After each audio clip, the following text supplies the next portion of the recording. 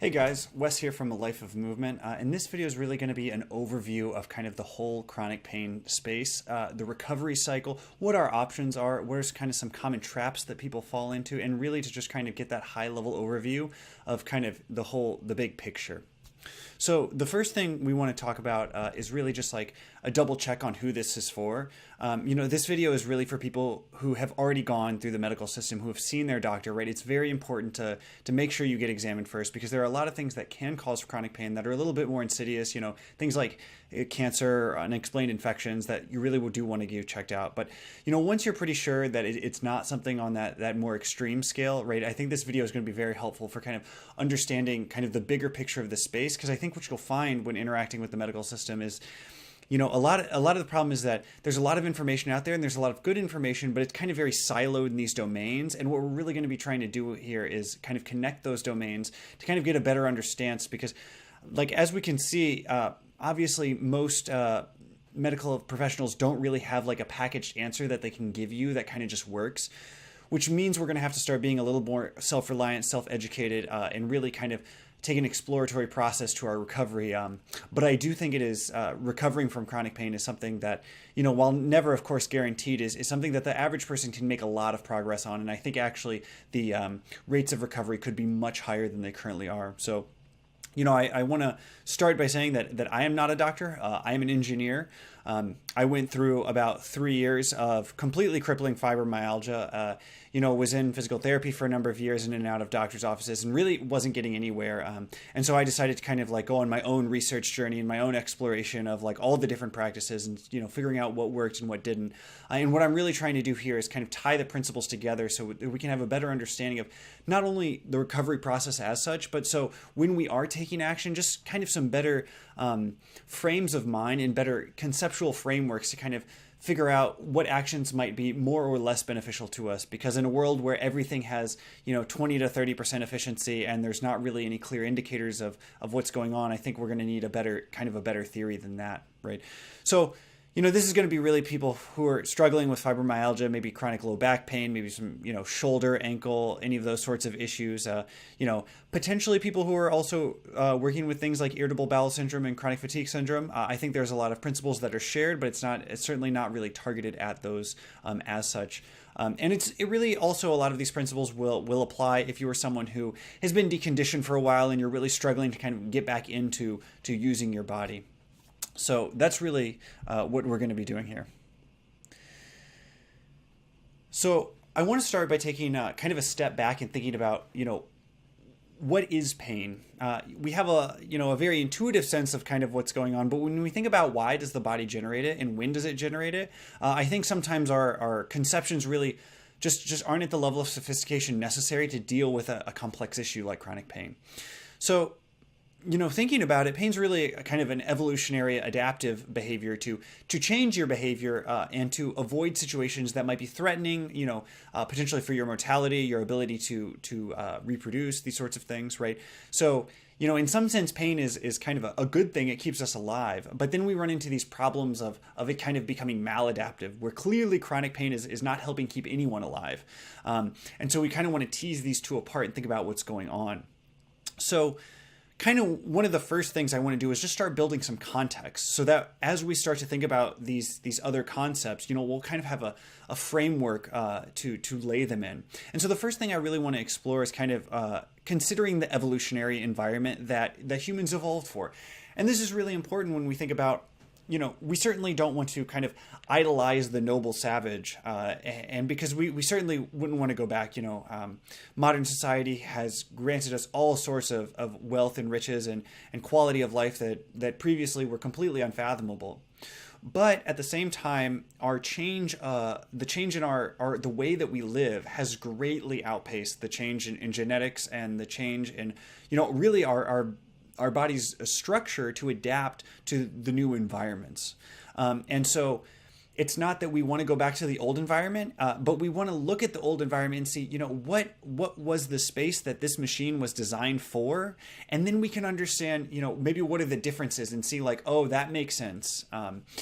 So, when we think about kind of living in a more tribal society, one of the things that we immediately notice, of course, is that, people aren't sitting at a desk all day. They're moving all the time.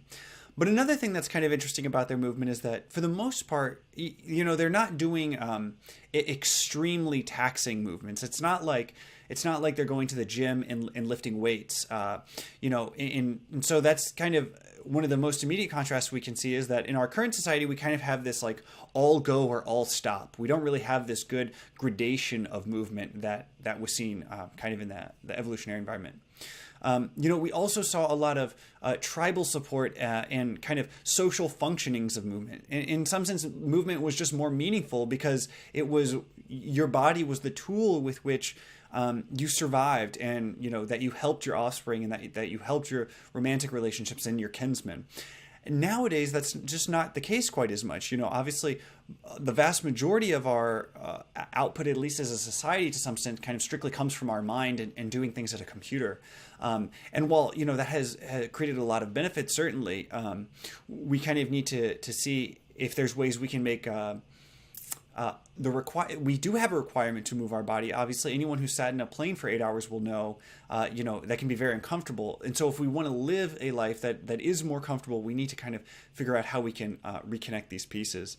And it's not really surprising if you think about being an adult in the Western world, how these things come along. Because if you look at our social structures, our incentives, basically, kind of the path that you can take as a movement through as a human through our society that involve movement, most of them are either kind of hard labor type jobs, very intense professional sports, right? Or you're sitting at a desk most of the time, or you're something like a cashier or a barista where you're moving, but you're basically kind of standing and doing, you're in essentially some sort of cage, or at least from a comparison of, a caveman or a tribal person.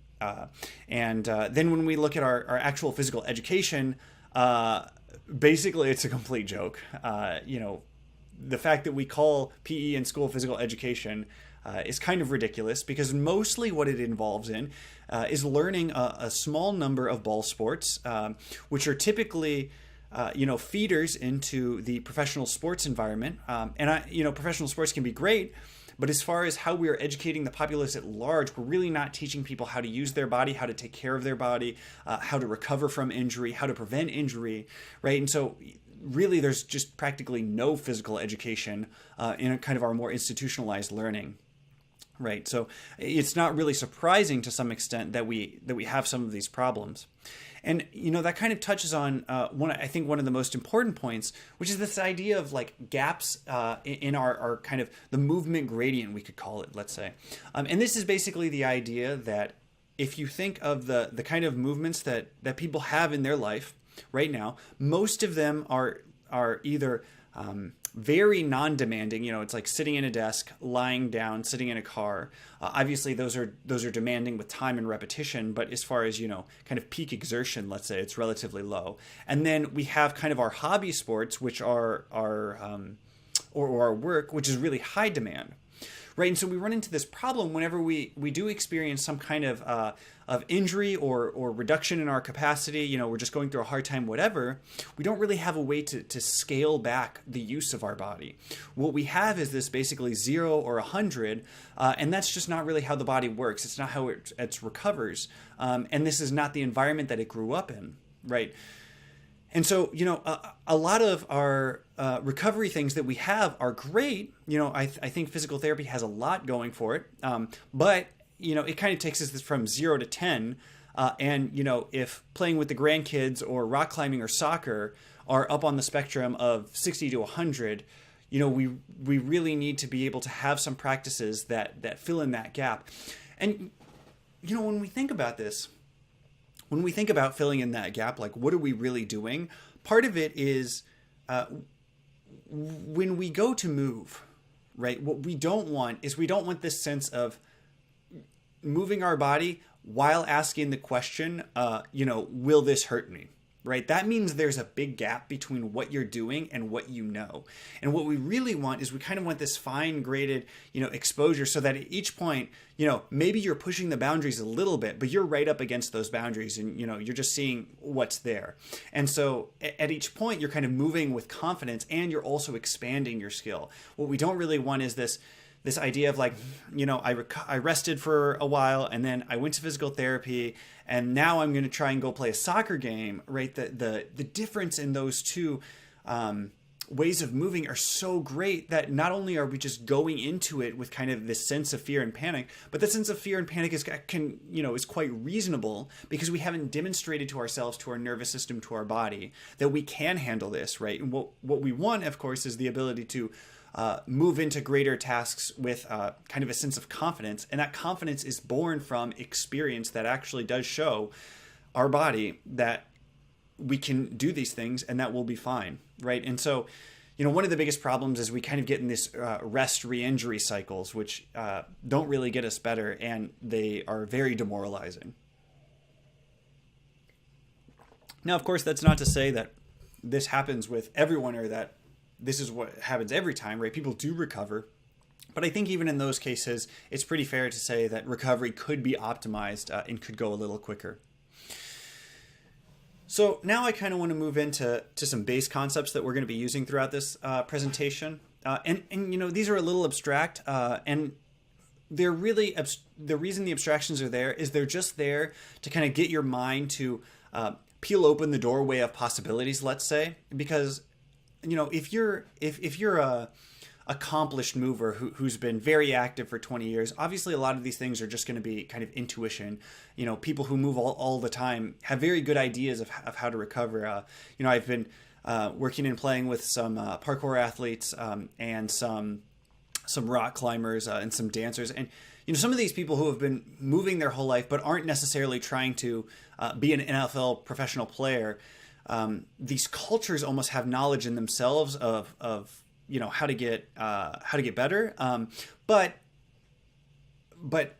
we need an on-ramp to that, right? We need a way of understanding what's going on so that it's safe for us to experiment, because ultimately that's what a lot of this is going to be about, is experimenting, and that doesn't mean necessarily some wishy-washy just try anything. As more as what we want to do is we want to kind of logically look at the situation, we want to see how we feel, and we kind of want to make some targeted guesses and then learn from that. So going into these abstractions, right, one of the things that we can break pain down is we can break it down as kind of like the demand, our capacity, and this is the thing that everyone knows, is like, if it's too much for me, it starts to hurt. But a key thing that people tend to miss out on is our ability to actually process what the demands are and what the capacities are. And this is really mediated on understanding that actually humans are very complex creatures. Each one of us has a large sophistication of kind of the background that we have, the things that we have learned, the experiences we've had, and that's going to really change how our nervous system responds. And so, when I say processing, some people have been told things like that chronic pain's all in your head or something, and this is basically complete bullshit, and it's just absolutely unhelpful. It's like saying that doesn't help anyone really.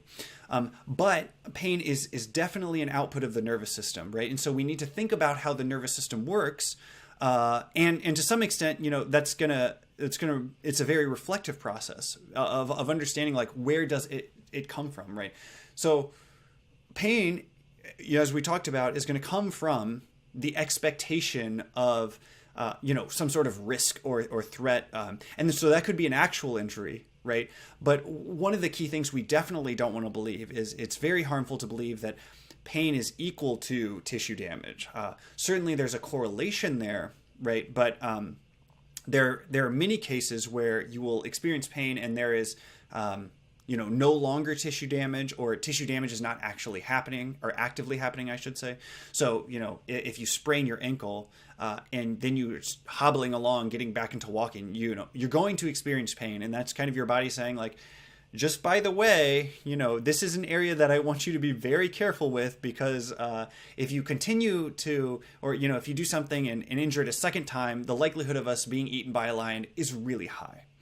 Right. And so we can think about that we're going to need to come up and craft experiences for ourselves that is going to demonstrate to our nervous system that we are okay, and will actually increase our capacity to meet further demands. And so, that's just kind of a frame of mind to kind of be taking into the experience, is what can I learn from my body and what can I teach my body back? Sometimes people will think about pain at a very, let's say, anatomical way, right? But there's actually many scales that pain can be derived from. So for instance, it makes sense that we would experience more pain if we're not getting enough sleep, because if we're not getting enough sleep, we're going to be much more tired. And that means that the demands that we will be able to meet are lowered. And it also means that unexpected demands will be much more threatening, right? And of course, our body's always trying to keep this reserve of energy so that if the lion does jump out at us, we will be able to meet that demand without dying. So it's, when we are experiencing pain, especially if we're in prolonged pain, right? Because prolonged pain is just such a complex shit show, because you'll be going through your day and some days it'll hurt way worse than others, and it's not really clear why, because the actions you were taking don't really seem that different. And so we need to start kind of like looking at our life at different scales to see maybe what is affecting things. Are we eating foods that our body doesn't like? Are we eating too much? Are we eating too little? How is our sleep? Are we getting kind of the social interactions that we need, or are we extremely lonely? How much is our job beating us up? Or is the pain actually, our job really meaningful, but the pain is affecting our ability to, contribute to that job? So these are all really important questions. And the last little bit I want to touch on here is kind of the cultural beliefs and reactions and what that really means. So what I mean by that is a lot of the brain's processing and way of understanding the world is actually based on the environment. You can think of it in some sense as us offloading a lot of processing into the world itself so that we don't have to maintain that information. You can also think of it as just that the world itself contains a lot of valuable clues or hints, let's say. So if we go with the example of twisting my ankle, right? If I twist my ankle in two scenarios, and let's say they are equal badness, let's say. There's kind of two ways people can easily interact with me if they're around me when that happens, right? One is they can swarm me and they can be like, oh, are you okay? How are things going? Like, how bad is it? How do you feel? Do you need help? Right? The other way they can act is, oh man, that looked awful, man. And then they, extend their hand to kind of pick you up, and, the expectation is that you're just going to kind of like keep going, or, maybe they'll reduce the level of play or something like that, right? But these are two very different reactions. And often what happens is we kind of will tribally pick one of these two ways of interacting as sort of better than the other, right? But actually it really depends on how injured are you, because both of these can be helpful and both of these can be very unhelpful ways of being responded to. So for instance, if the ankle sprain is not that bad, and it's actually very minor, if everyone swarms around me and acts as if it is really bad, my nervous system will take that as additional information and assume that it is really bad, or at least that information will be put into the calculation, right? I'm not saying that how people react to you is going to completely disregard how your body kind of measures its own tissue and trauma, right? But it is an influencing factor for sure.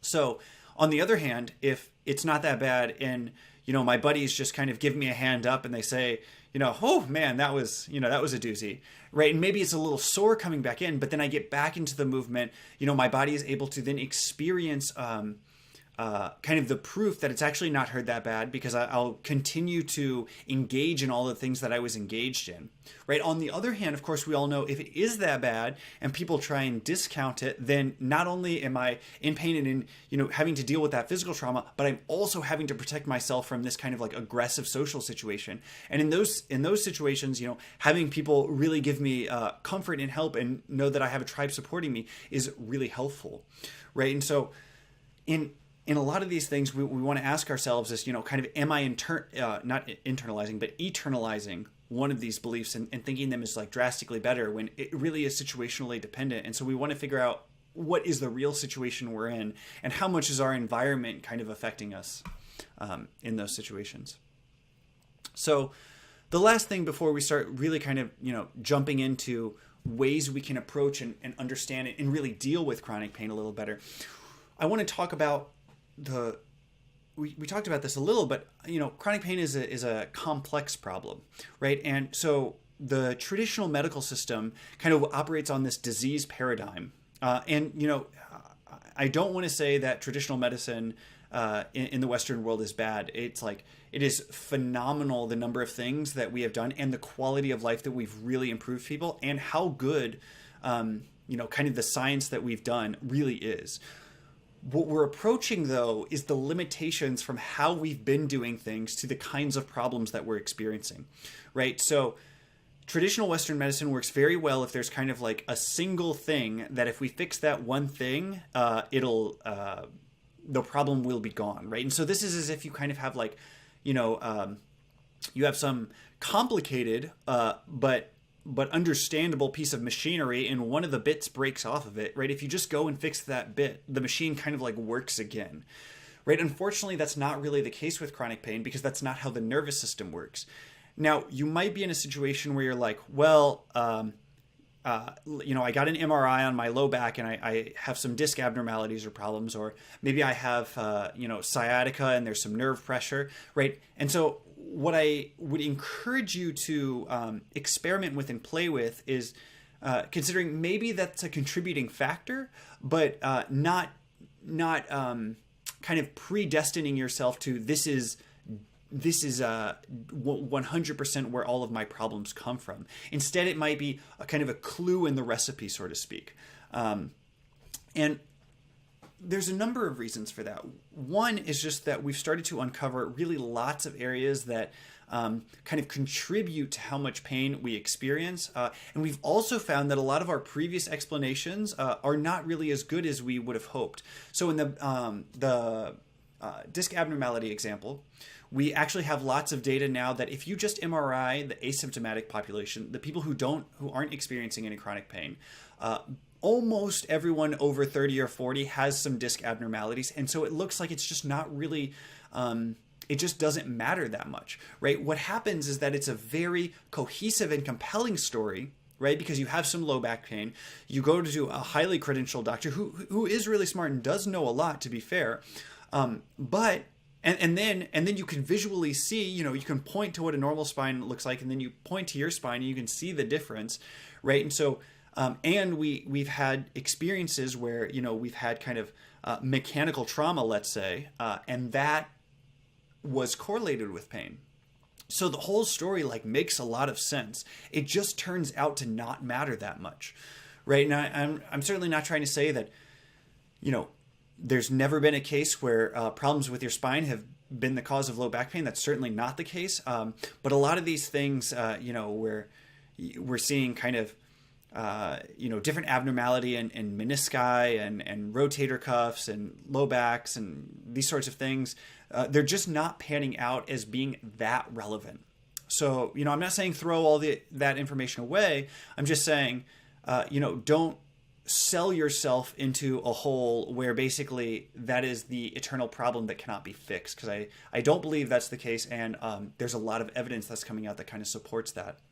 So instead, what we want to think about it is we want to think about our pain more like you have a business or a relationship that's kind of failing, right? There's likely not one piece of the puzzle.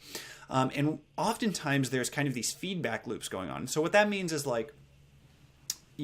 there's these kind of cascading problems where it's like, well, you weren't getting enough sleep because your job was stressful, right? And then because you weren't getting enough sleep, and you were sitting for long periods of time, right, your low back started hurting, right? But then because your low back started hurting, you actually decided to kind of protect it and rest it. But unfortunately, what you actually needed was movement. But the difference between you not moving, you choosing to rest, and it hurting more was kind of so far along in time that it's not really easy to correlate those. Then you tried something more extreme, and so you did try to just go rock climbing again with your buddies, right? But then that hurt a lot. And so then the pain was causing you to get even worse sleep. right? And so now you have some anxiety building up, right? You're not able to perform as well as your job, and all of these things kind of, in some sense, help reinforce each other, which is unfortunately how these things kind of spiral out of control. So we're almost done kind of framing the background, and I know it's a lot, but it's, we just want to keep in mind that we want to treat these perspectives and this information as pieces of the puzzle, really, instead of kind of like the end-all be-all. And that also helps us deal with the fact that a lot of the information that we have is, let's say partially true, and that obviously if we just had the answer, right, we could just give it to you straight and then you would be better. And I think possibilities for recovery are pretty high, but I think part of that is really kind of almost like an informational warfare. We really have to understand like what's true, what's not, and part of that's going to involve a lot of experiments. Part of that's kind of holding things tentatively, really, instead of absolutely. So, how do we start to tackle these sorts of ideas of, we have this kind of complex whirling system with a bunch of things that are all kind of, intertwined with one another. So we talked a little about experimentation. Part of the experimentation is that we want to figure out what are the largest contributing factors, because even though there might be 1,000 variables affecting kind of how much pain you're experiencing, it is probably still the case that some variables are going to be much more important than others.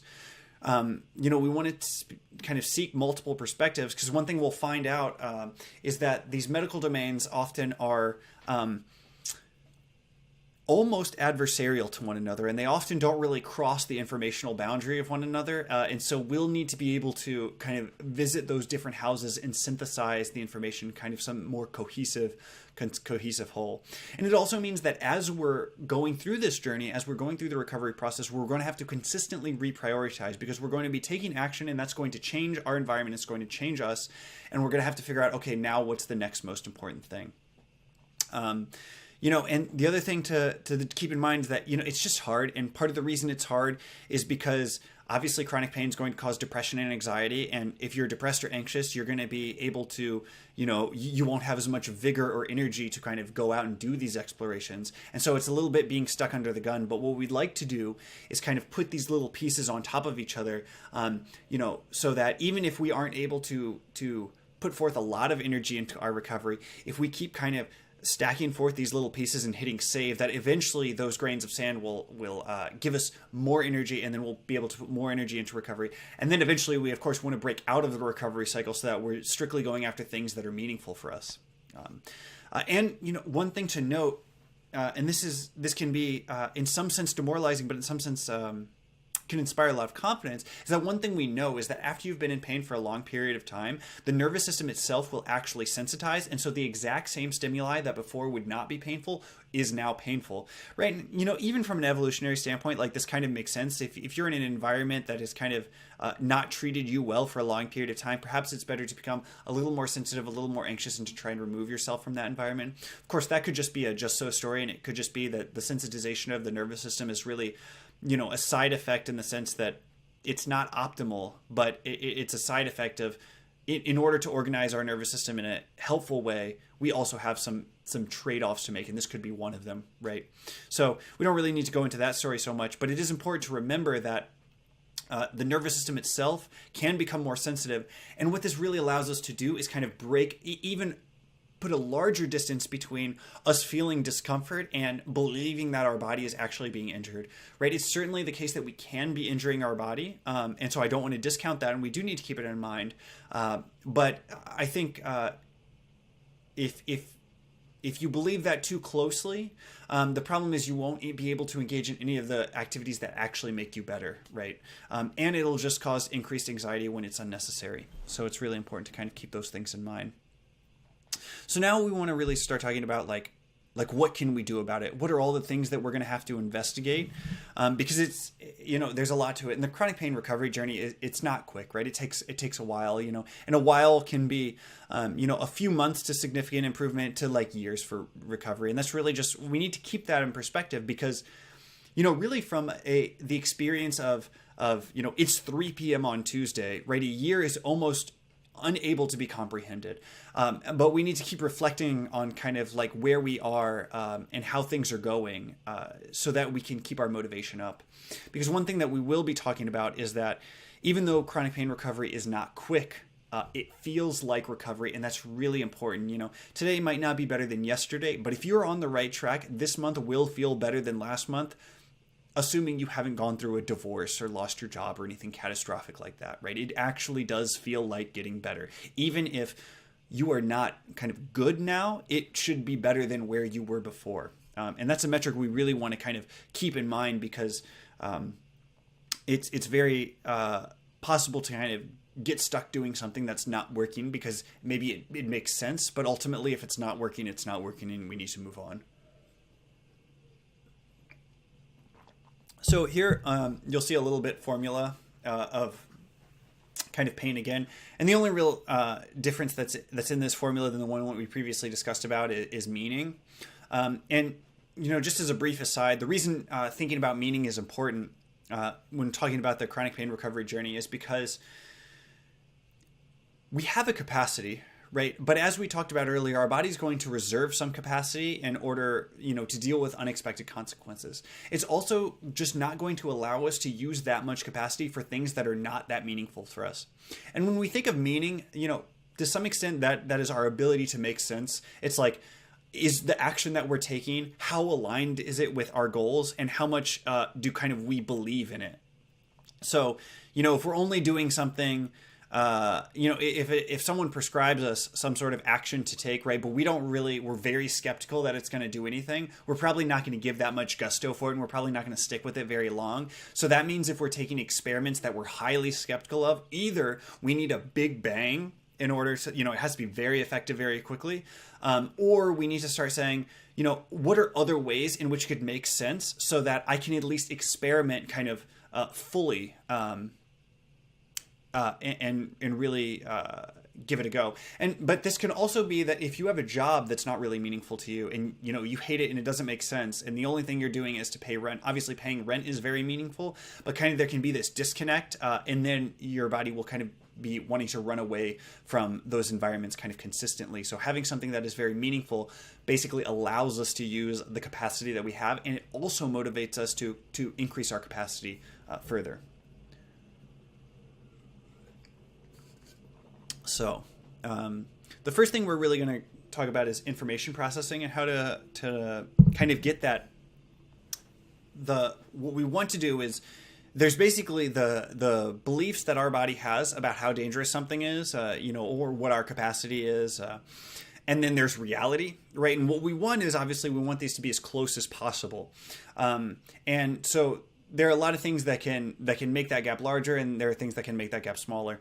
And so we're going to be breaking these down into kind of, you can think of them as more like informational, rational, objective sorts of things. And this is really kind of like, you know, logic, like learning, science, that sort of thing. And then we're going to be talking about the more experiential and subjective. And the reason that subjective activity is really important is because in some sense, that's kind of like the final proof. So, you know, the way your body will be very confident that it's okay is by meeting the world, running into it, and being all right. You know, so we have a lot of studies and information that show that actually learning pain science, learning how your body works, and understanding that it is possible to feel pain without having physical injury, or that the physical injury is just kind of like no longer that relevant, actually does reduce pain, right? Which makes sense, because if it's from a trusted source and it makes sense to us, it will actually reduce how threatening we find the environment. But on the other hand, you know, we've had lots of experiences with people telling us stories that kind of make sense, and then, you know, maybe it just doesn't fit with what reality hits us in the face with. And so kind of the ultimate test for your body and for your nervous system is kind of, you know, meeting reality and seeing what happens. So we're going to win both these kind of like knowledge things as well as the subjective experiential. And of course they play pieces in each other, because as we have experiences, that's going to change which knowledge we think is going to be most relevant to us. And also the knowledge will give us paths for what is an experience that I could perhaps give myself that will be useful.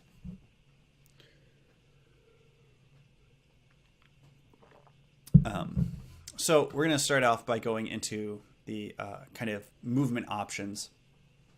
And, you know, what you'll see on the screen here is kind of this large list of ways you could be engaging with movement. And these are all things that are kind of pre-packaged options. You know, this is the things that people sign up for classes for, they go to meetups for, whatever. And, you know, part of the problem is that, you know, it is an ignorance thing, but, you know, it's kind of a societal problem as to why that ignorance exists. You know, so this was just a list that I came up with, you know, in 5 minutes of being like, what are common ways people move? So if you don't think that you could have spit this out in 5 minutes, right, that means there's a large gap in kind of the options that exist and the options that you readily know are available to you. Now, of course, it's the case that a lot of these options might just not be interesting to you, and that's totally fine. Right here, I have them listed in something that I think is vaguely like how intense they are. But one thing we're going to have to keep in mind is that, you know, intensity or how hard something is actually has a lot of different axes and dimensions to it. You know, so for instance, rowing is low impact for sure, but it's highly repetitive on like a few, I mean, it's full body, but, you know, when you compare like your shoulders and stuff like that, it's very repetitive and demanding on a small number of joints. And so, you know, whether that's intense or not, you know, depends on your composition and how you know, if you are having knee problems, maybe it's not as intense as if you were having shoulder problems comparing rowing. So, you know, we just need to realize that there's a lot of different scales. And then we also need to realize that these movement options kind of give us a bunch of things tagged along, right? We're not just trying to move. What we're trying to do is live a meaningful life that we enjoy and has things that we really value, right? And so a lot of these things are going to be really different, right? Some of these are much more artistically expressive. Some of these involve being with other people. Some of them are very solitary and contemplative, right? Some of them kind of have very clear goals. Others are more just kind of like for the fun of it. And some of them are more nature oriented, of course. And so, you know, we kind of want to keep these in mind and just figure out like what makes sense for us, right? Because no matter where we are in our kind of physical capacity, I guarantee that there is something that is kind of out there that can be enjoyable and also increase our capacity and give us exposure to show like, you know, okay, this is where things are. Now, so like one thing this doesn't really explain, and that we'll talk about a little later, is just knowing ways of moving your body kind of outside of one of these prepackaged domains, right? So actually, as it turns out, if you look at people who are really good at recovering, you know, it's like they get injured and then they're constantly giving themselves like little massages. They're exploring like what is the full range of motion that they have with a joint. You know, they're just kind of testing the waters and you know, seeing like how much resistance can they give themselves. And this is really, you know, if it's done in a let's say a non-paranoid way or a way that's not motivated strictly by fear, this is really a lot of good evidence, and it's also getting you kind of like more information about your body. So when we're talking about these options and we're thinking about, okay, you know, I want to start engaging, but maybe I'm at the capacity where I would like to start engaging in these in the light way, or maybe we're not yet at a capacity where we feel comfortable engaging in these.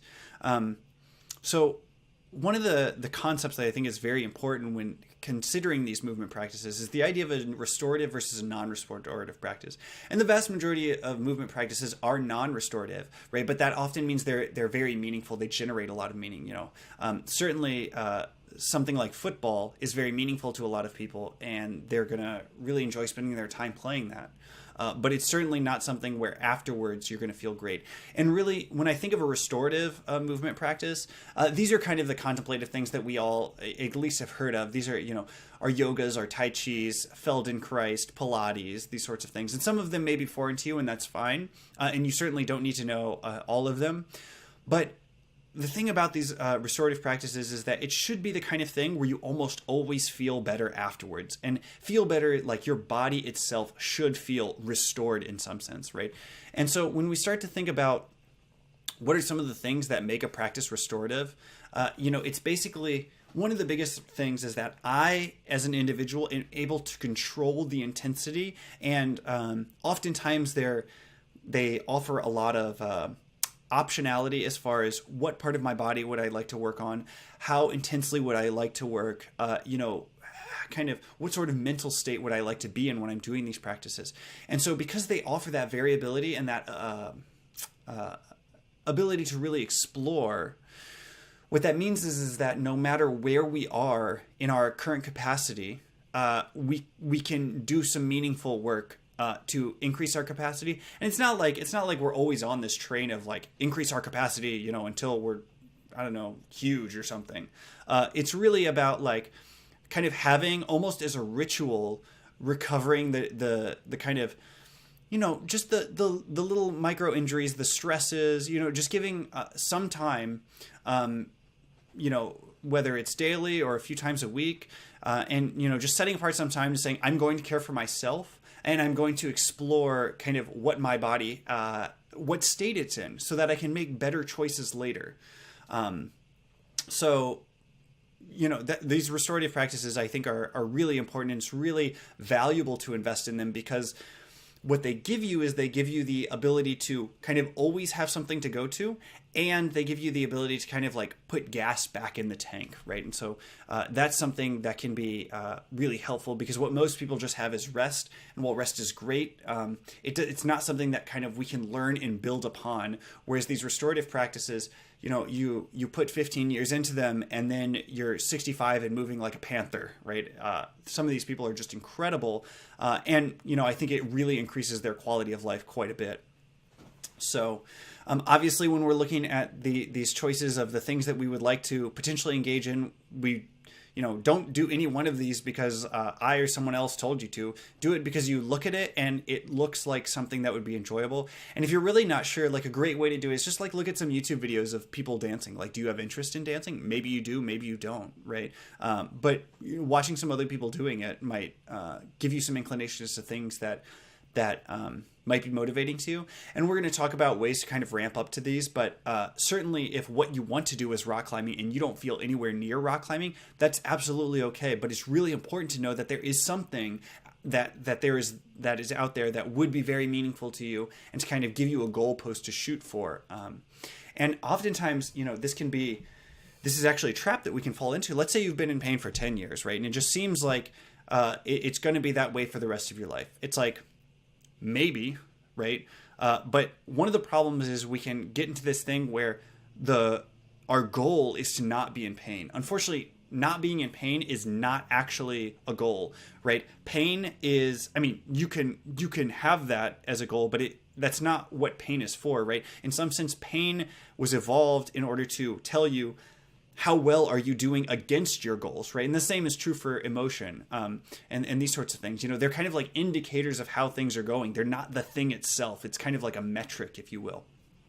And so the problem is, if our goal is to just not be in pain, we can be stuck in pain because we're not going towards anything meaningful, and so our body's like, everything's terrible. Everything is terrible. And the problem is we have lost track of our goal, and the reason we lost track of our goal was, of course, because basically we went through this period where we kept trying things and it wasn't working. And so then we decided to focus all of our energy on, getting better and not being in pain, which is very reasonable. And to some extent, that is where our energy needs to go. But we need to realize that that's not really that's not the end state we're going for. And even if it is the case that, you end up in chronic pain for the rest of your life, it's like way better to go down fighting than to kind of submit yourself. And we'll actually talk about more with not identifying with pain, and kind of some of the problems and some of the good strategies for dealing with the mental game as well a little bit later on. So that's kind of the objective stuff. And so now we're going to go into kind of like the subjective body things, right? And these aren't practices as such, but they're, especially if you have a restorative practices, these are ways that you can think about moving your body that can get you more out of the experience. So, we want our experiences to be very explorative. We want to keep trying new things, because that's kind of testing our body against reality and seeing, like, today, right now, what am I capable of? And, when we think about these things, one thing that's important is, and I see this all the time, is someone will do something and it'll be painful, right? And so they'll have this big retraction, this big step back, and you can see it. You can just watch them internally. And then they don't feel as explorative, right? And it's because they were exploring and they got hurt. But what we really need to think about is like, okay, how can I explore around what just happened, right? So, let's say I did a lunge, right? And it didn't feel good. Like my knee exploded in some sharp pain. I was like, oh, don't want to do that. You're absolutely right. If it hurt a lot, you don't want to do that. But what you don't want to do is you don't want to just stop. You want to explore around that experience and see what happened, right? So maybe you can kneel down, maybe you can sit down and like explore how you can move your knee and how can you get close to that lunge until the point where you're like, you know, I think if I did more of this, it would hurt. And then you want to back off, right? So you really want to kind of map out this whole experience. And so then you feel confident on the not quite a lunge, right? But what you don't want to do is you don't want to be exploring and then just completely retract. And because now the things which are scary and potentially painful for you are huge, right? So almost when you have a painful experience, you want to kind of like walk around it and see kind of like what's going on there, right? And so on the screen, you'll see some kind of just general things that can help in getting more information about your body. And this is both from like we can say like a conscious first person perspective, but we can also think of it abstractly about the nervous system getting information, right? So for instance, if let's say you're doing yoga, right? Or you're doing some physical therapy exercises and you slow them way down, you know, like whatever you think slow is, like slower than that, and then a little slower than that. You know, what you're doing is you're increasing the time in each position, and to some extent it's allowing your body to get more information about what's going on. And, you know, that really allows it to kind of like understand where is its body in space, what is actually hurting, and kind of just get more information. And so, you know, this kind of actually, to some extent, well, these are all about information, but you know, the body stands kind of the same way. You can move slowly and also be scanning your attention around your body. And this, if you can think about it, is increasing the resolution on your nervous system's TV screen of the body, right? So that you just have a better understanding of what your body is actually doing. And what you'll find over time as you continue on with these practices and actually paying attention to your body is that your body, you can get a really accurate resolution of your body, and that actually can decrease your pain when you become injured significantly, because then instead of being like, you know, my whole foot, ankle, calf, shin thing hurts, right? It's like, no, actually just this little area when I move just this specific way hurts, right? And so that means you can comfortably move in all of the ways that are not that. And so the smaller you can pinpoint that down, not only the more capacity you have, you also have more targeted recovery, but it'll allow you to kind of continue doing a lot of things. Novel movement, we've kind of hit that already on the head with all the exploration stuff.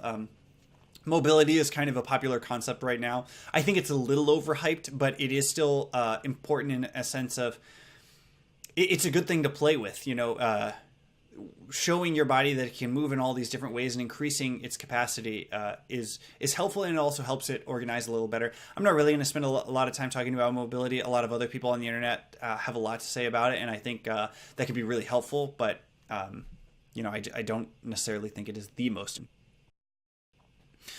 So because chronic pain is so complex, and because, you know, just in these few minutes of this video, you know, we've already covered a vast amount of ground, we really need to start thinking about information hygiene. And the way I really think about this is, you know, as we are going about the world and we're experiencing things, right, we're forming beliefs, and we're also gathering information. Obviously, a lot of time that information is totally contradictory. We go around, we have experiences, and like, sometimes it's true and sometimes it's false, and we don't really know what the fuck is going on, and like, that's fine, right? But if we think about the belief construction as a thing which we have control over and can do, based on the information that we're giving ourselves, we can actually become a lot more sophisticated. And so, you know, an example of maybe making this make a little more sense is that, let's say, you know, you are able to, I'll take myself for an example, right? It took me about 3 years to recover from chronic pain. And a lot of the things that I learned throughout were bullshit by the end, right? And so, you know, it'd be like, I'd learn some stuff, I'd try some things, it'd be like, kinda. And then I'd learn some other things and I'd be like, no, but it actually turned out that my learning was insufficient and I didn't understand kind of the whole picture. And so some of the things that I thought were true were actually false, and some of the things I thought were false were actually true.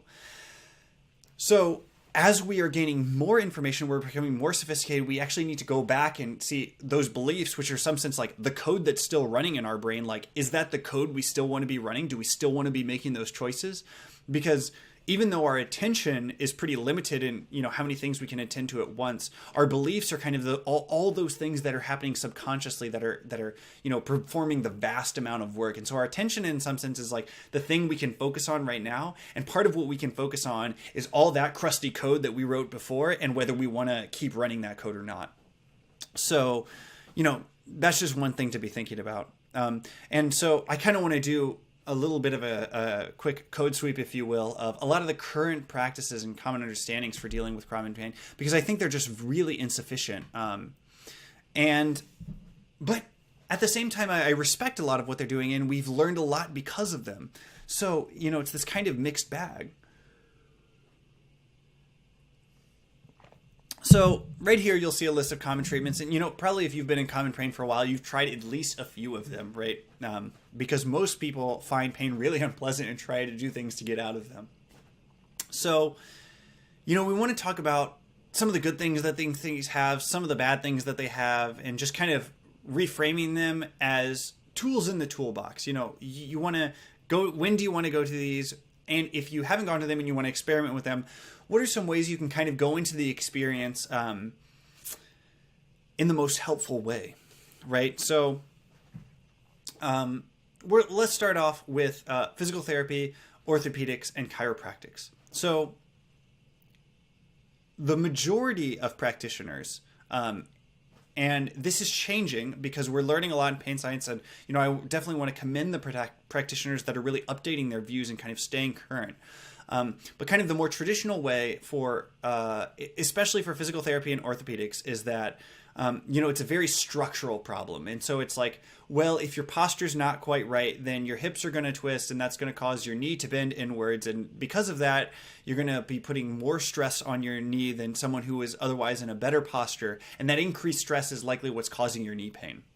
And we're really, as kind of a community, updating away from these beliefs. And the reason is again, because you just look at the asymptomatic population, and it just turns out that most people's posture is complete shit, and they're not in pain. They're totally fine, right? And so it's just not the biggest, the kind of structural biomechanics thing is just not as important. That's not to say that it doesn't play any role, right? And it certainly plays a larger role as you get into more, let's say, intense athletics. If you're doing strong weightlifting or something like that, you definitely want to be thinking about your form to some extent. But it was just super overhyped, and that was basically because it's very it's very reportable. I can take pictures of it. I can make sense of it. It's very reasonable. It just turns out to not be that important, right? And so it ends up being something we can sink a lot of time into and not get a lot of results out of. Orthopedic surgery is really, there is some times for orthopedic surgery it makes sense, but for most people, especially chronic pain things, it really just doesn't. And we definitely perform way too many surgeries. And something about that we'll talk about for all of these practices that I really kind of have almost a moral quandary with is that we typically don't tell people that I help people, but I'm really not the most helpful person for you, right? And so oftentimes people will come to us and we believe that it's like, oh, they came to me, they want the kind of help that I offer. But, it's like we're not professionals of our own health. We don't really know the whole space of everything that's what's going on. And so, a lot of people will go to an orthopedic surgeon and they'll be happy to give you back surgery, even though back surgery is probably not going to help you. And it's, it's very costly. There's a lot of complications with surgery. And so really, you kind of want to avoid it as much as possible, which is not to say if you get in a severe car crash, you don't want surgery, right? I absolutely want to be rushed to the ICU and have some, grade A surgeons stitch me back together. But we definitely have way too much surgery. And again, part of the problem is we're doing surgery for things that don't fucking matter. It's like, well, yeah, you have a slipped disc. Guess what? A lot of people have a slipped disc. It doesn't matter that much. It's like, oh, but you're going to put some rods through my spine. That's going to be a big help. And so, it just really frustrates me because we also have tons of studies even on placebo surgeries that show that a lot of the efficacy of surgery is just people having some crazy experience and basically being told that they're better by a practitioner. And so, that's a gross oversimplification, but it frustrates me, kind of the way we're approaching this. So we'll go away from orthopedics for a little bit. Chiropractics is very interesting. The reason it's very interesting is because basically a terrible physical therapist and a terrible chiropractor look totally different, but an excellent chiropractor and an excellent physical therapist are basically indistinguishable. If you look at the history of chiropractic, it's basically based off complete crank medicine, right? But if you look at modern chiropractics, they're often incorporating a lot of the same ideas in pain science as physical therapy, and a lot of people just go into chiropractics because it frankly has a stronger political force and it can be a better career choice, even if you're doing almost exactly the same kind of work. On the other hand, you have a lot of chiropractors who will just bring people in for 15-minute back cracking appointments, and that basically will not help you. It could make you feel better for a short amount of time, but it almost never amounts to long-term recovery. And so certainly if you've been to, you've been like adjusted and it felt better. I'm not saying you shouldn't do that, but that's not probably going to stack up to long-term recovery. So really, if your chiropractic or physical therapy appointments aren't involving some sort of movement, you should probably get the hell out of there. Naturopathy is I'm actually fascinated with naturopathy, and I think it's very interesting. And the reason I think it's very interesting is because I think it actually has one of the best theories, in the sense that basically naturopathy is formed based on this idea that, health is essentially when you are making the body perform as optimally, doing what it could already do as optimally as possible, versus kind of the disease, modern medicine paradigm being that there is something wrong that we need to remove and that the body is insufficient. So you can think of naturopathy as kind of like upgrading the capacity and working with the way that the body is already organized, and kind of modern Western medicine as the body is deficient and we must go in there and fix it. And so I actually think the naturopathy paradigm, the way of thinking about it, is actually more sophisticated. The problem is that it's actually so complicated in order to do that most of their actual recommendations are complete bullshit and just like don't work and kind of suck. And so it's like, it's true that you want the body to kind of be regulating itself. And if we're doing something as a society that like the human body just can't handle, we should just not be doing that thing, right?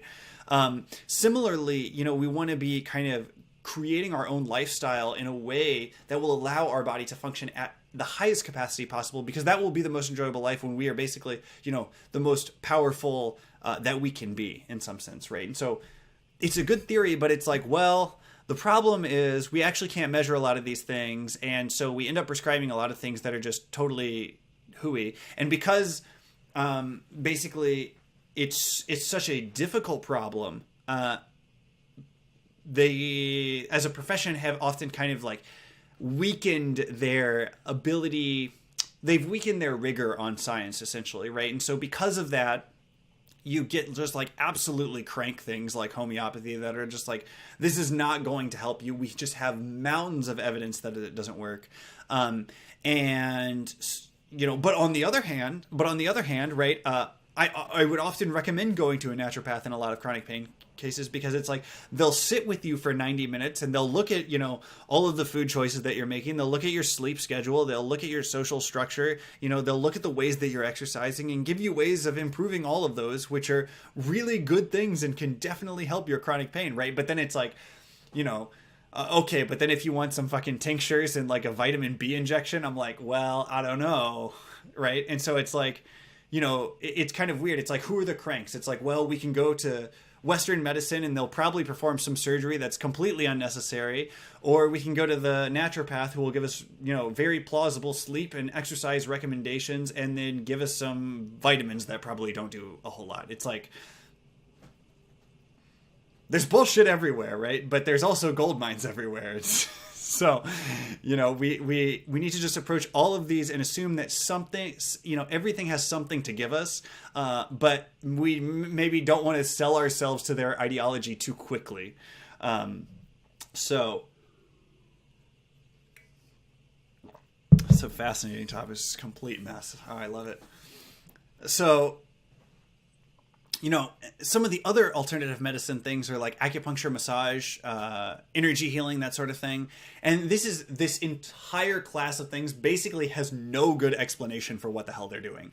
And that doesn't mean that what they're doing isn't useful. And this is actually a really important point to consider, is that you can have a useful practice with a bad explanation, and you can have a good explanation with a bad practice, right? And so how can that be? Well, you can have a useful explanation with a bad practice because the useful explanation makes sense. It's logically coherent, right? But the problem is actually there's a lot of factors that you didn't even know you should be considering, and that totally invalidate the thing. And so the practice that you came out was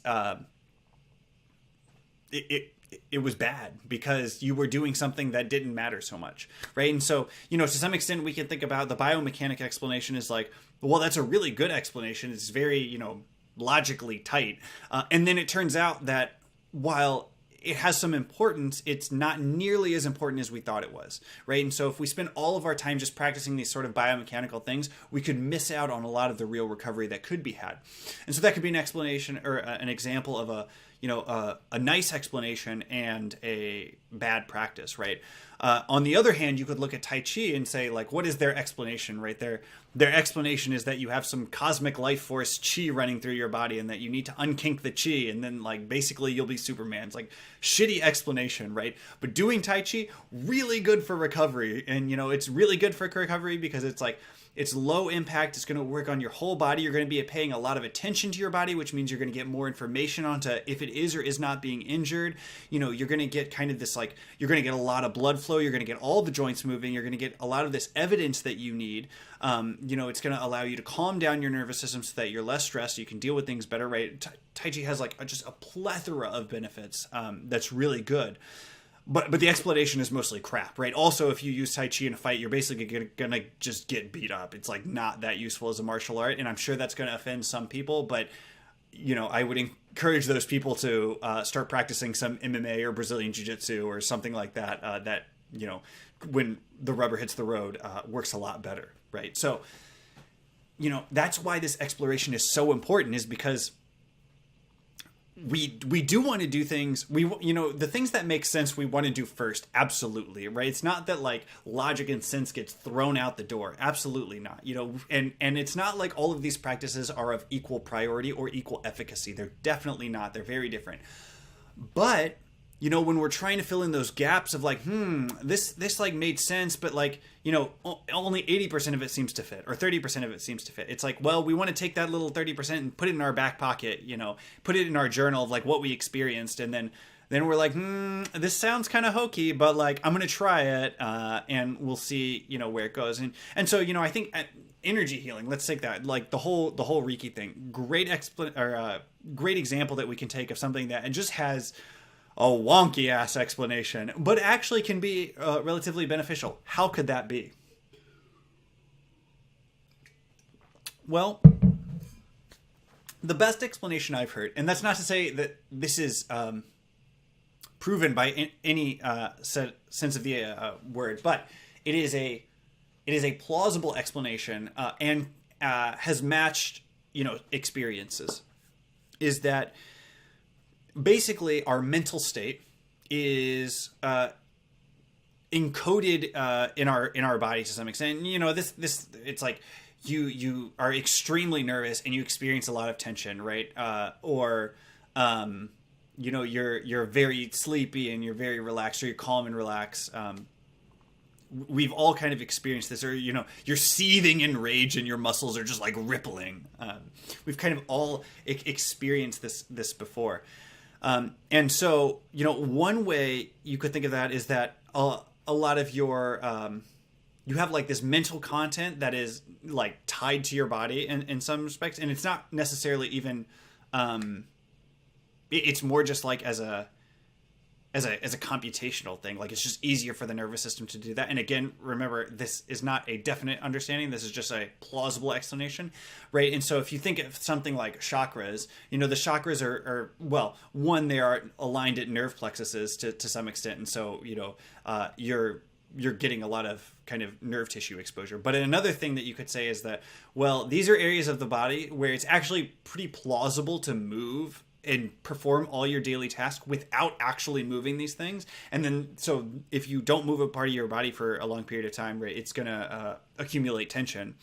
And then, so if you go and move these parts of your body and pay attention to your mental experience, that there will be an equivalent kind of tightness. And this actually makes more sense when we think about things that, I'm sorry, this is getting a little off the rails, but it's actually just such an interesting topic. We'll definitely have a full video on this later, but it's fascinating. Let's suppose that you are a child, right? And that you have some belief, but mommy or the other school kids say that this is absolutely not okay to present or experience or anything like that. Like, let's say you learn that all anger is bad. Well, you know, one thing that you could do as a kind of like mental trick to literally protect yourself and to acquire safety is to just take your mind and clamp away anger, right? It's like anger is a very natural expression, but you can absolutely trick yourself into not experiencing it by just, you know, we all know the idea of like, we all have shit. You can just take that rug and just shove it on under that rug for a long period of time, right? But if you think about like having a thought and being like, I cannot think those thoughts because it's dangerous for me, that can often express as tension in the body because, you know, that gripping will have a corresponding like body muscular sort of grip. And so if you explore the areas where you're holding lots of tension in your body, that might evoke this mental content which you were not previously allowing yourself to experience. And now if you're in a scenario where it is okay to experience those things, you might get some kind of fruitful belief updates or reduced body tension. Again, that's not to say that is definitely the case. That is just a plausible explanation that could be the case. So ultimately what it comes down to is like, if you go to a Reiki practitioner and they don't touch you, but they put their hands 2 inches over your body and they say sweet nothings to you, like, do you feel better? Some people do. Some people say they feel a lot better, right? So it's clearly not the most efficacious thing, but it's worth experimenting to see like, what the hell is going on there? You know, at the very least, it's an interesting anthropological experiment. And so, of course, you know, when we're doing these sorts of things, like, you know, obviously there's time constraints, there's money constraints, and it's like, you know, at this point, for myself, I like to explore these things, even though I'm not in chronic pain anymore, just kind of for funsies, right? But obviously, if you're kind of under the gun, these maybe aren't the first things to explore, but they're not the first things to explore, but it's worth going on the kind of insane man's journey to see what the rest of society has sheltered off, because you may find some gold nuggets, right? But you also need to keep in mind that they might be selling you fucking snake oil, and that's not going to help you. So you want to kind of keep these in balance. Going back into the more scientific realm of things, right? But also a complete, you know, I don't know if I want to say scam, but certainly not helpful is, you know, opioids are not good for chronic pain. They are just a terrible solution across the board. And, you know, again, we need to have compassion, because it's not the case that no one in the history of the world who experienced chronic pain didn't find opioids to actually, you know, regain them some meaning in their life and were able to kind of contribute back to society. But if you look at broadly, you know, opioids tend to just give people very minor temporary relief, and then they can't get off them, and then they develop tolerance to the opioids, and then actually your nervous system will increase its sensitization so that it can kind of like overcome the opioids, because it's like, I can't feel anything. That's really bad. I should probably feel things about the world. I guess I'll increase my sensitivity. But now you have dependency on these opioids, and you also have tolerance to them. And, you know, coming off that train is just going to be an absolute hell of a journey. So, you know, I would highly encourage people to avoid opioids as much as possible. Corticosteroids are kind of, they feel like this weird scam to me. I'm sure it was just like someone's PhD that like got them into the medical world at all. But basically, they have a really low efficacy rates. They also have a tendency to degrade your tissue. So it's like, yeah, you might have some minor benefits, but then you're just going to keep getting these corticosteroid shots for like these minor benefits. and then eventually your joint tissue might degrade. Like, it's just a bad trade-off. It's just not that good. It's a waste of time, money, and energy. It's not very fruitful path in my opinion. That's not to say I'm sure no one has been helped for it, but it's certainly like on the bottom of the list of things I would do, right around there with surgery for the most part. Antidepressants, on the other hand, I think, and anti-anxiolytics for that matter, can actually be pretty helpful, right? Because it's very reasonable to become depressed if you're in pain for long periods of time, because pain sucks and it degrades the ability to do all the meaningful things in your life. And so if you can kind of, alleviate that depression a little bit, it can give you a little more energy to engage in all the other behaviors that will increase your recovery, so it can kind of speed it up, right? Antidepressants certainly aren't going to recover you by themselves, but they can give you kind of, an extra boost in the recovery journey as such. So I think they're totally fine options. Psychotherapy is basically in that same boat.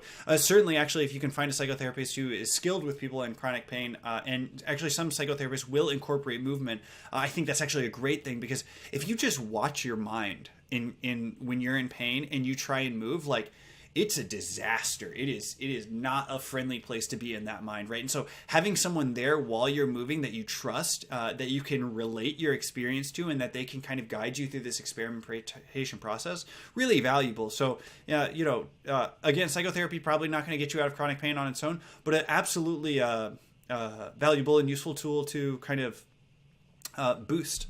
So I think that kind of covers the current treatments.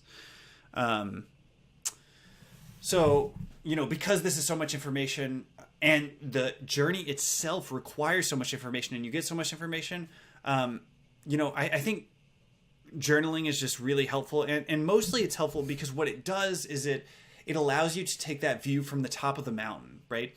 As you're in the day by day and the hour by hour, you're in the forest and, things are going everywhere. And, until you have a few years of information gathering under your belt, it's really hard to tell what's even going on, right? So by journaling, you're kind of consolidating this information. And there's journaling, I don't mean like writing a diary. I mean kind of like writing more about your thoughts and experiences and like, how did it go for you? What did you learn?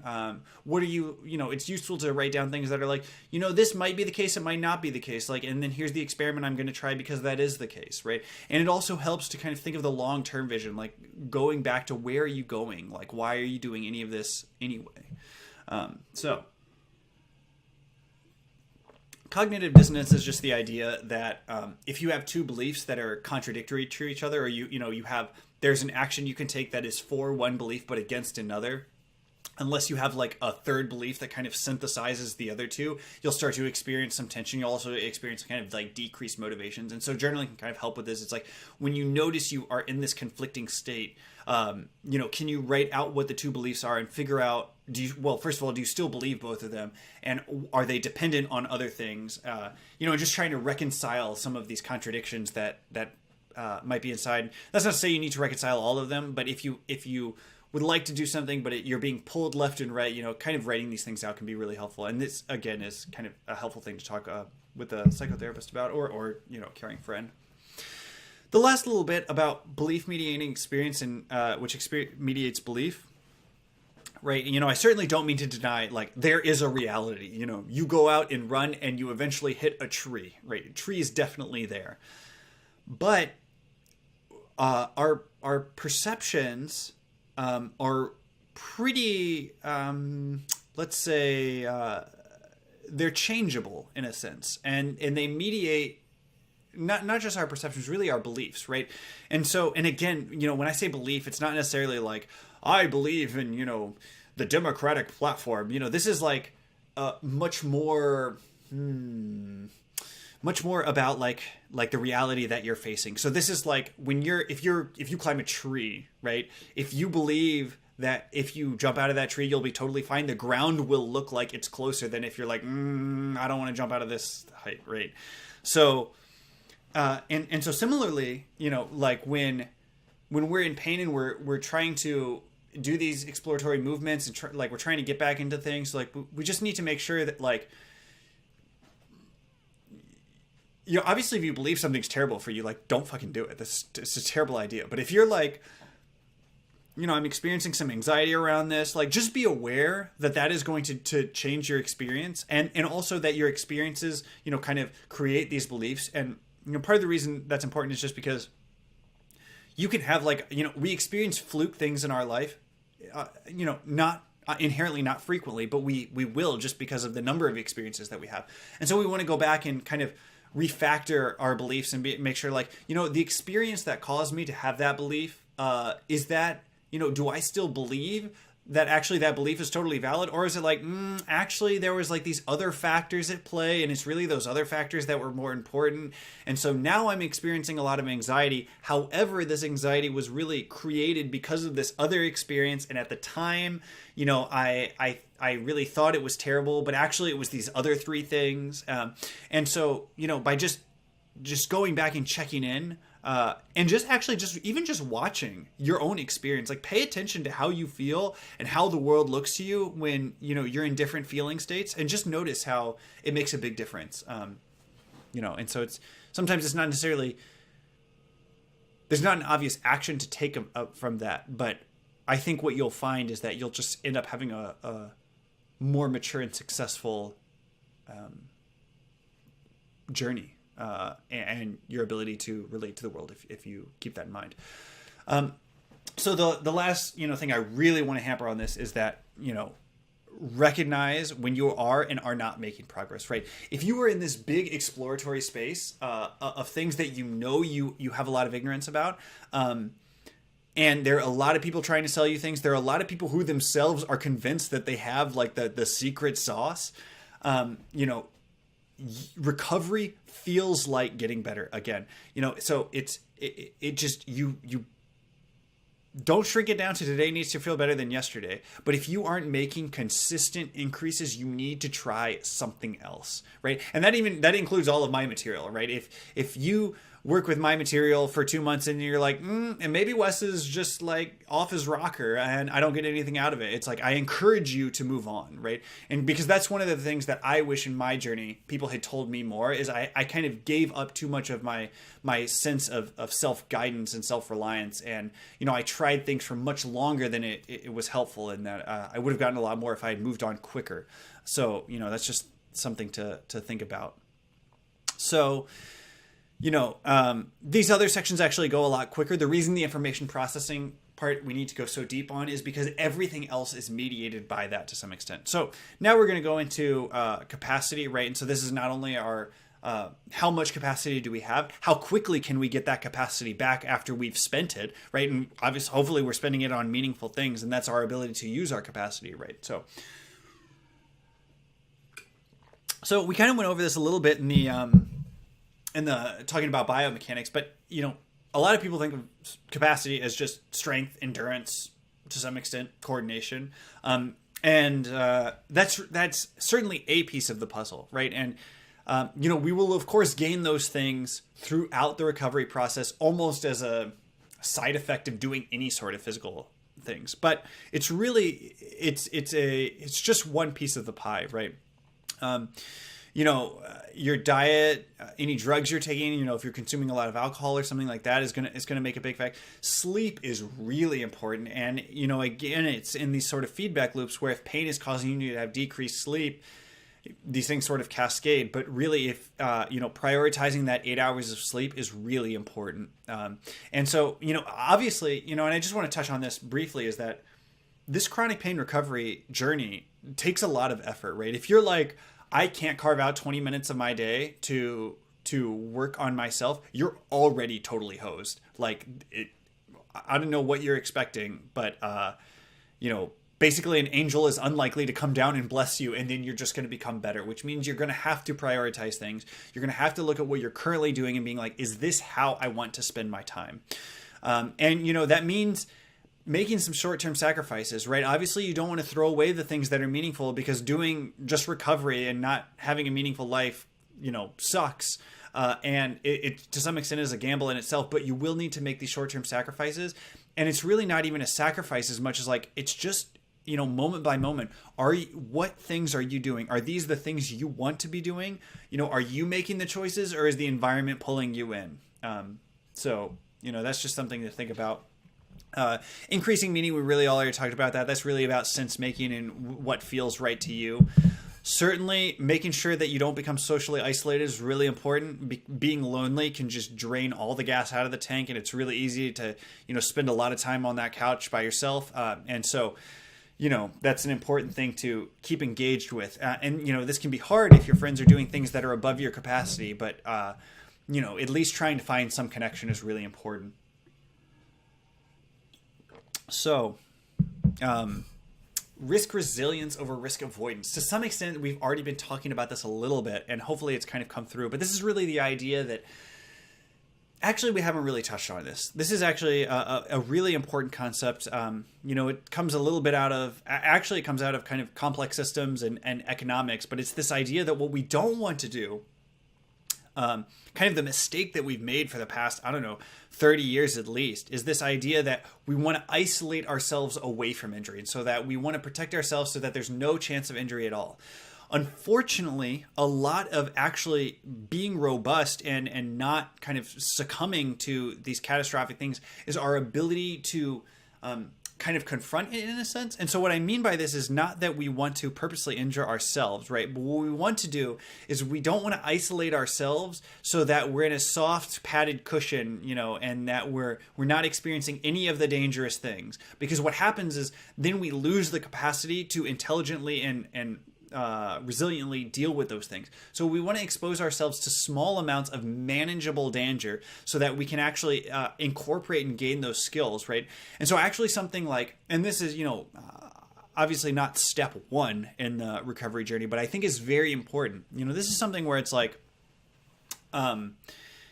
learning to roll well, like a parkour roll or a judo roll or anything like that, is actually incredibly useful for chronic pain recovery, as is kind of contact improv and modern dance, with the ability to engage with the floor in a way where it doesn't hurt you. Why is that so powerful? Because it's like, well, we're gonna fall, right? That's completely unavoidable at some point, and the ability to fall really well means not only that can we kind of sustain drastically less impact or force on our body, but also that means we can just move around more confidently and we can do more things because we have the skill, and we're like, if something bad happens, I can deal with it, and so we don't want to avoid risk.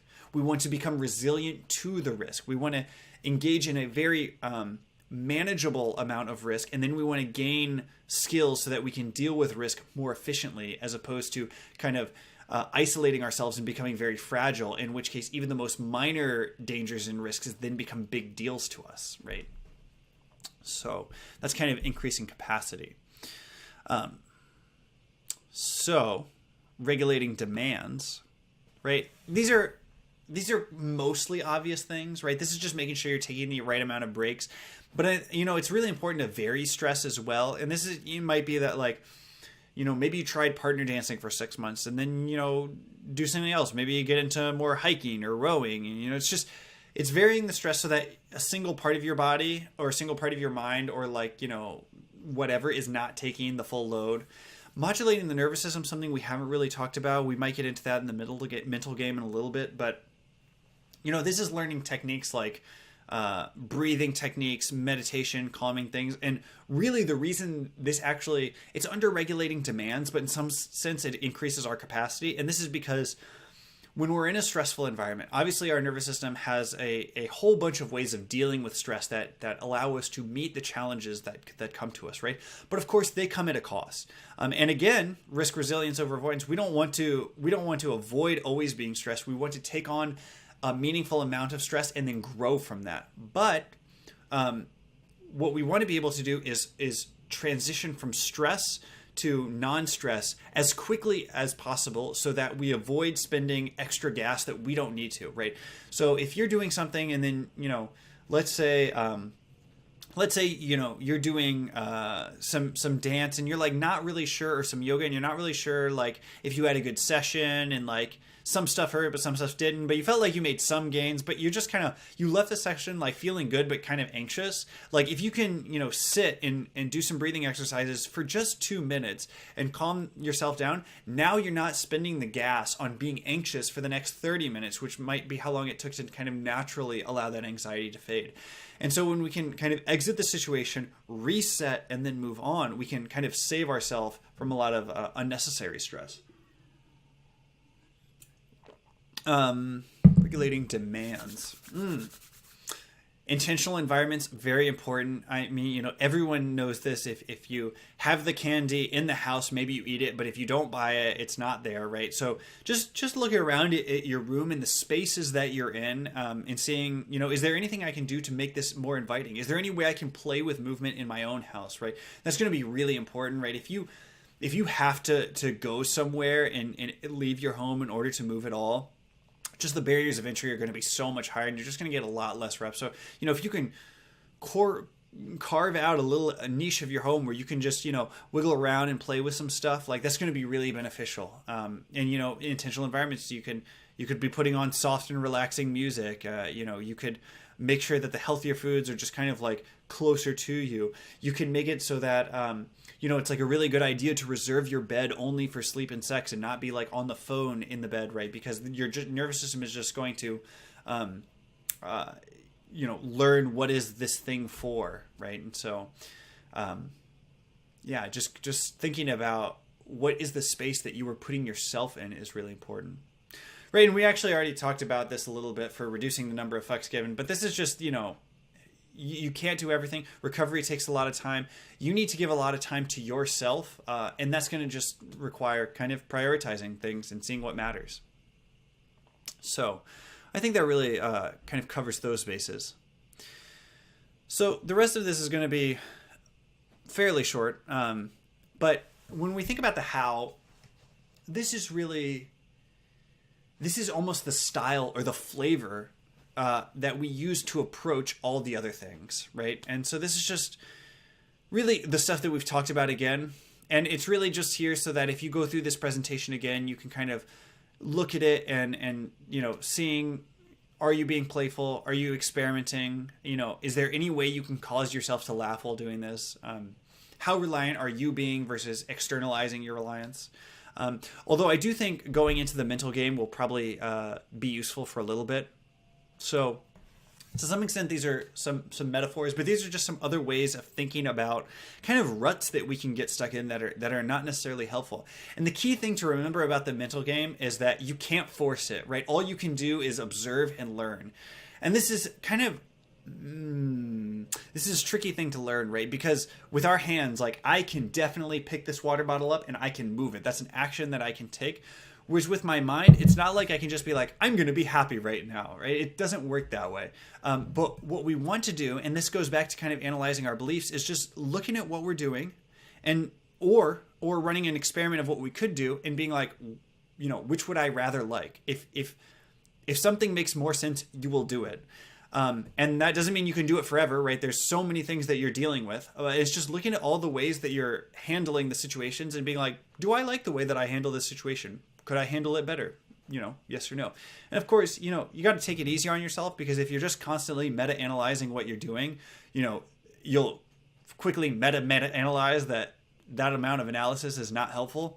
But every once in a while, just kind of checking in with how you're relating to things is really important.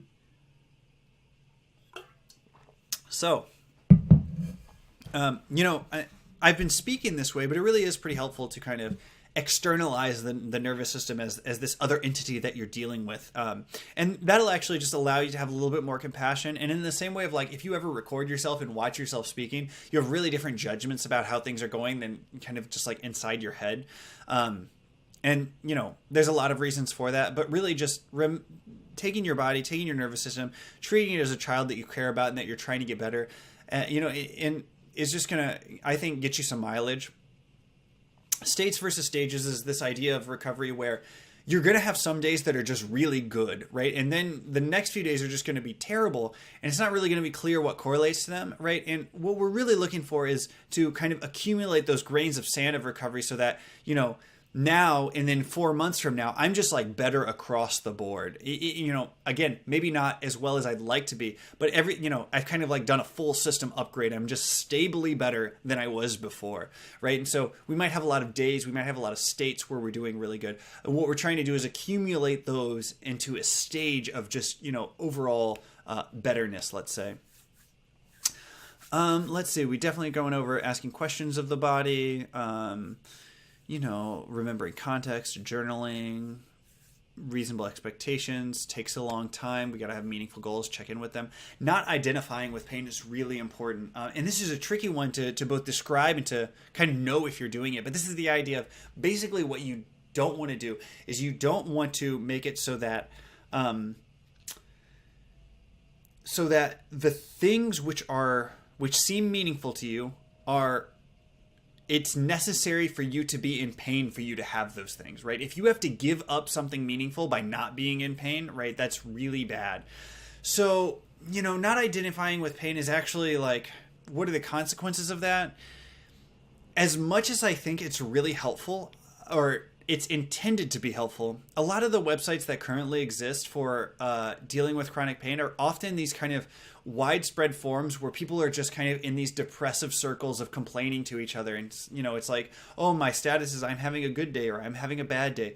And it feels good because I get to express that to someone in the sense that, in regular life, I have to kind of mediate how much I can tell them about my actual experience to not overwhelm them.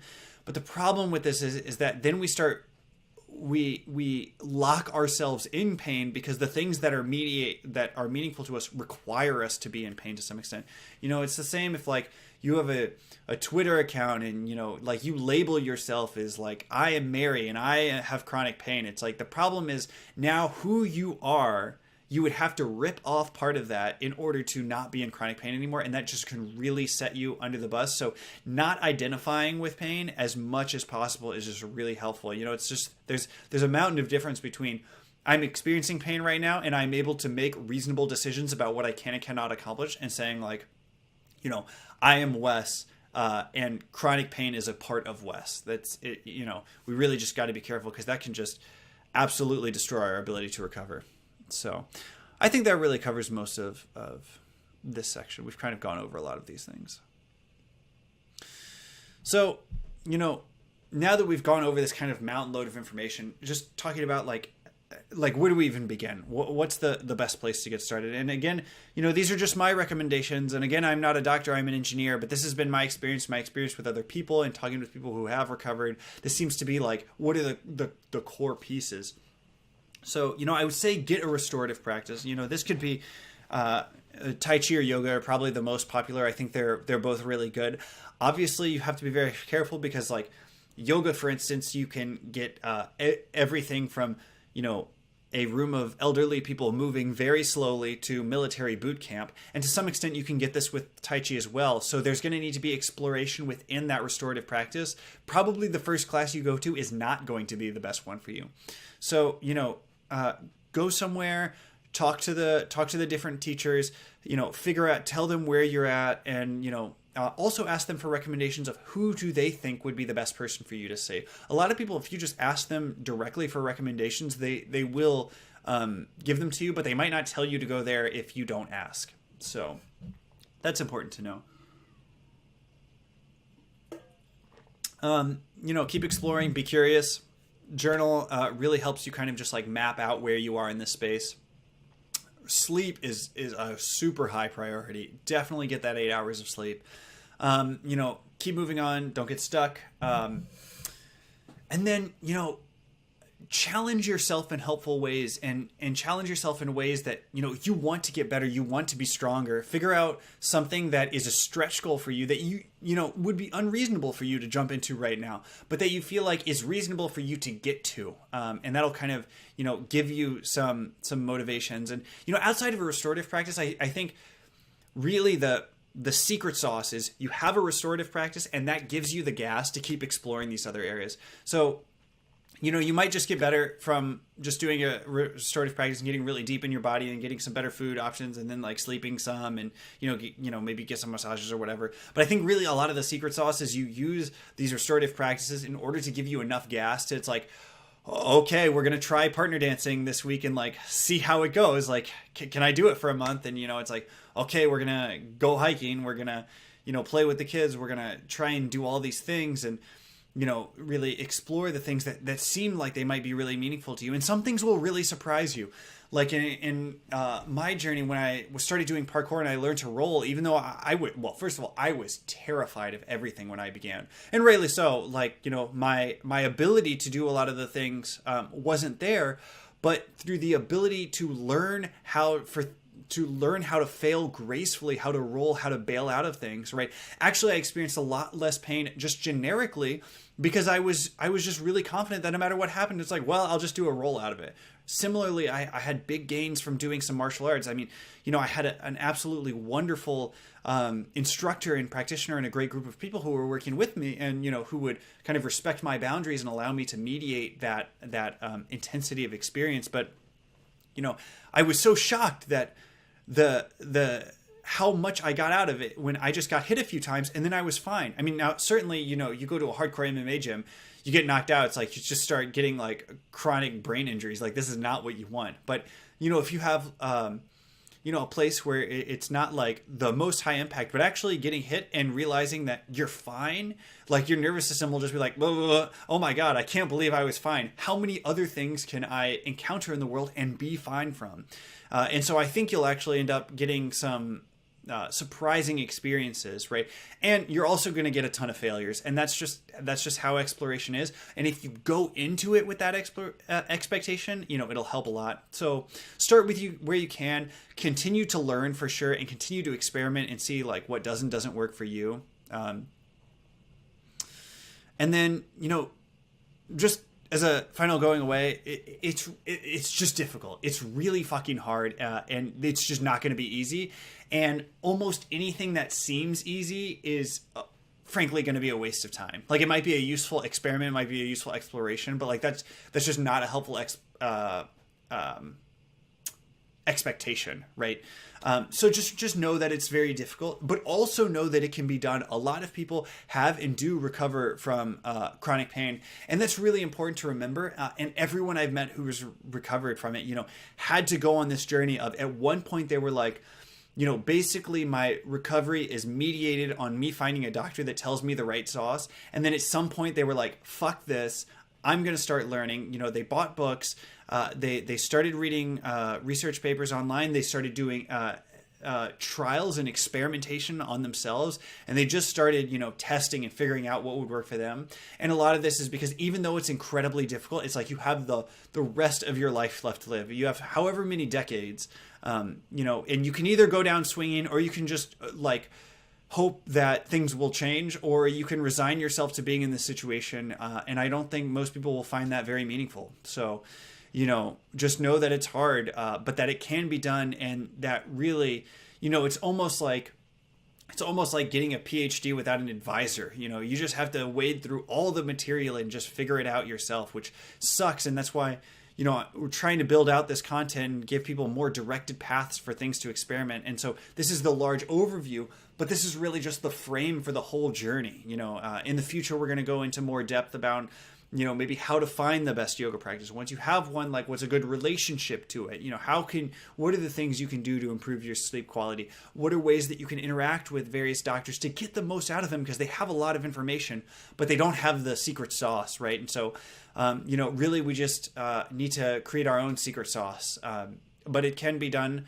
And, I wish everyone the best of luck.